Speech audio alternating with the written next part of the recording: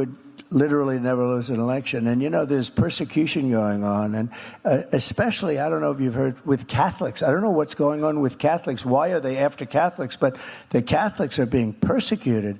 School boards are being persecuted. Parents. This group is not a nice group of people. You think they're stupid, and they are really pretty dumb. But when you look at what the policies, what they've done to this country, but they're vicious people. They're vicious, vicious people. And people are being persecuted, people of religion. And you saw it a little bit during COVID, where you'd have a service outside, everybody's 5 yards away and everything, and they're coming and arresting people.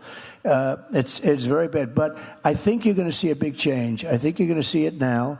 And hopefully we're going to keep it going. Without religion, it's like the glue that holds it all together. This would be a different country. The religion and all of it, virtually all of them, are going, if you look at a path, wasn't helped by COVID, by the way. When you had COVID, all of a sudden, people started thinking a little bit differently, and they, got used to a different way of life for a long period of time, and maybe it didn't quite come back. But it's going this way. If we ever had it going up, it would, and I think we're going to get it up. I really believe it. I think this election is important for even that reason, for everything. It's so important, but it's such a good question. You know who else are hard voters? Are NRA people, rifles and guns, people that own guns. They vote in a very small proportion. If they ever voted, you could never lose. And in fact, the Democrats, the radical left, used to fear them, and now they don't fear them any longer because they don't vote to the extent that they should. And look, we're Second Amendment. I think everyone in this room is Second Amendment and Second Amendment people. Thank you, Matthew. Appreciate it. Thank you very much. Thanks, Thank you, Matthew. And Mr. President, we have had a lot of early votes, over 2 million early votes as of today. Right. So it's a record. It is a record. So those who have not voted, please go and vote. Get your family, get your friends. If you don't have any friends, go make one and go vote, because it's too important right here. So I've got Jake. With the next one. There's Jake right there. Check. Mr. President, it's an honor. Thank you. My name is Jake Ayers. I'm the mayor for the city of Hogansville, a small city in Troup County, Georgia, just next door. Is he a good mayor? Yes? While you were president, you delivered a significant grant that greatly impacted our community. And I think I can speak on behalf of every small town in Georgia. We are very thankful for your support of rural Georgia and rural America. So thank you so much for that. Thank you very much. However, I think one of the most pressing things on a global scale is your support for Israel. So how do you plan to support and protect Israel and the Jewish community now when you become the next president? Thank you very much. Good question. And it's so interesting, but evangelicals and so many people support Israel, so much more. It's not just a Jewish people. It's so many Christians are so supportive of Israel.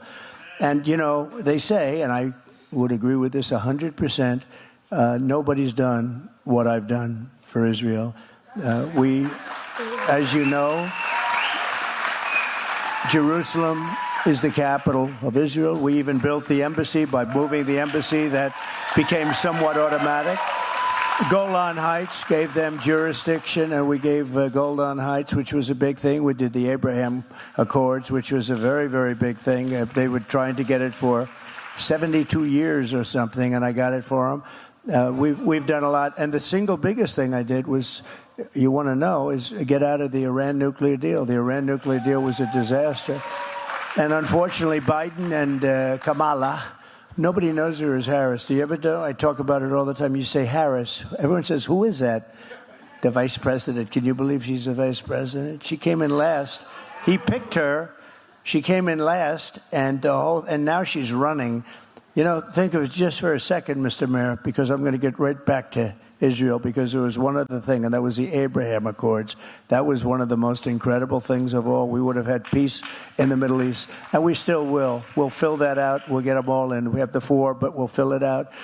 But if you look at what's happened and what's happening with our country and what's happening, a lack of respect for the two of them, we can't have that any longer. We have to be respected. Think of it. We were energy independent 4 years ago. I saw the new number, $1.84 a gallon gasoline, and now you have 3.5 and 4. And you had 5 for a while, and you had 6 and 7 even for a while. But a lot of things. So we're going to take care of Israel. We work with Israel. They say that in Israel, I could maybe run, if things didn't work out here, you could run for Prime Minister of Israel, and I'd get 97% of the vote. So, and of course I kid, because you know what happens when you do the little sarcasm and the kidding, they go, well, he said he's running for, that's the fake news doing that. And that's a lot of fake news you have back there. That's very impressive. That's very impressive. So we're going to do a lot for Israel, and we're behind them. And the big thing, we want to have peace in the Middle East. We want to have Russia stop with Ukraine. We're going to get that done. That was another thing would have never happened. You wouldn't have had inflation. You wouldn't have had Russia attacking Ukraine. You wouldn't have had October 7th, which was Israel. And the horrible, most embarrassing moment in the history of our country was Afghanistan. The way, not that they pulled out, we were ready to pull, the way they pulled out it was so bad. They moved the military out first. No, you moved the military out last. I think it was one of the most embarrassing. I think that's why actually Putin went into Ukraine. But we're going to take care of Israel, and they know that. Bibi called me yesterday, called me the day before.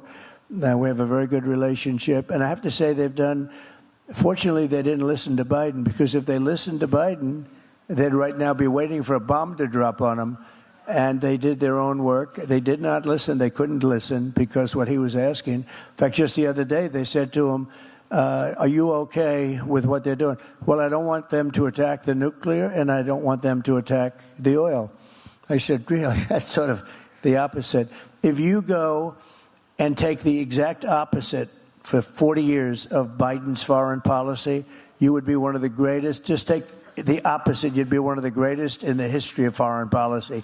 So we're gonna work with them very closely. We're going to work with all nations. We're not going to have World War III. We're closer to World War III right now than we have been ever, maybe, ever. And that will be a war like no other, because the power of the weaponry, nuclear weapons, the power it's indescribable, and you don't even want to think about it. And it's mentioned all the time. I never mentioned nuclear. We rebuilt our military. We rebuilt the military. We had to these people gave a lot of military to Afghanistan, if you can believe it. They have parades to show it. And those are very embarrassing moments for our country. But we're going to take good care of, frankly, we're going to take care of everything. We're going to straighten out the world a little bit. One thing, if I could, somebody that a lot of people respect a lot, Viktor Orban from Hungary. So he's the prime minister, and he made the statement. He said, when Trump comes back as president, everything's going to be perfect. And it was for 4 years. And I know exactly what he was talking about. Thank you, Mr. Mayor. Thank you very much. Thank you, Mayor. Thank you, Jake.